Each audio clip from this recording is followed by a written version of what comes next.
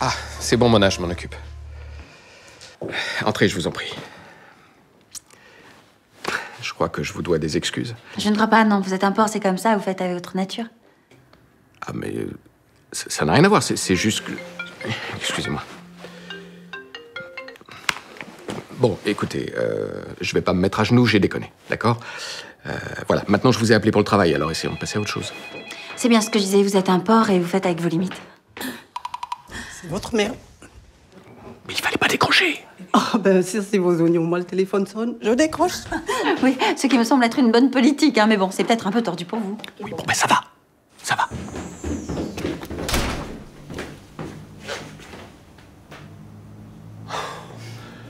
Tu te souviens de ma collègue Isabelle? Mais oui, bien sûr, mais on s'était vu à l'arbre de Noël de la société. Et au séjour du CE au Maroc. Au Maroc, évidemment. Le Maroc.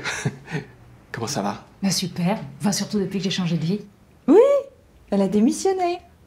Ah oui? Et qu'est-ce que tu fais? Elle s'est mise à son propre compte. Voilà, j'ai ouvert mon cabinet d'hypnose. Bah, très sympa. Mais bon, on va pas t'embêter, hein. On n'est pas là pour parler boulot. Hein?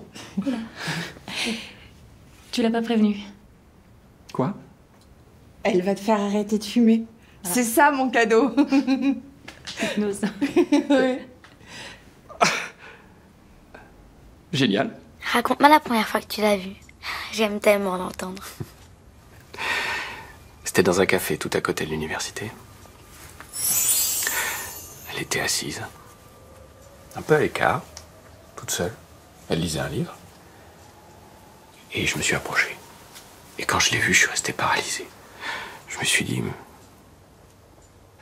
cette femme est la plus belle personne que j'ai jamais vue de toute ma vie. J'en avais le souffle coupé. J'avais jamais adressé la parole à une inconnue encore. Et pourtant, je me suis lancé. J'avais le cœur qui battait à 200 à l'heure. Je me suis approché. Je lui ai dit, bonjour, excusez-moi. Se pourrait-il qu'une personne aussi merveilleuse que vous accepte de rencontrer un type comme moi? Et elle a dit oui? Ouais. Et t'es là maintenant. Monsieur Ferrer. Ah, justement, je cherchais le bureau de votre supérieur. À moins que j'ai plus urgent à faire, comme par exemple de reprendre rapidement mes répétitions. Enfin, si vous m'y autorisez, évidemment. Amira vient juste de mourir et vous pensez qu'à jouer? Cette représentation, pour moi, c'est l'occasion de devenir enfin professionnel. Vous pouvez le comprendre, ça? J'essaie. Donc, quand il s'agit de théâtre, je perds un peu le sens de la mesure. C'est comme ça. C'est dans mes gènes. Et c'était il y a longtemps, ça? 3 ans. Depuis son accident, c'est moi qui m'occupe d'elle. C'est bien d'être là pour sa famille. En tout cas, c'est mon avis. Pourquoi elle est pas d'accord, elle? Elle trouve que je m'occupe trop d'elle. Pas assez de moi, quoi.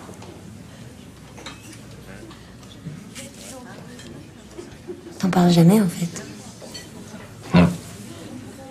Mais je suis pas du genre à m'étaler au bureau. Dites-moi, vous n'auriez pas une liaison interdite avec Madame Blanche? Et pris de scrupules, vous avez décidé d'y mettre un terme? Une question? Alors que vous n'avez même pas encore passé le test, cher colonel?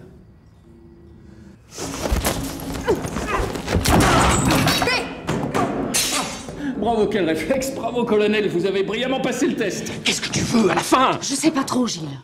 C'est justement ça que je te reproche. Mais je peux pas te donner plus, tu comprends ça? Je peux pas. Écoute, il faut être clair, hein?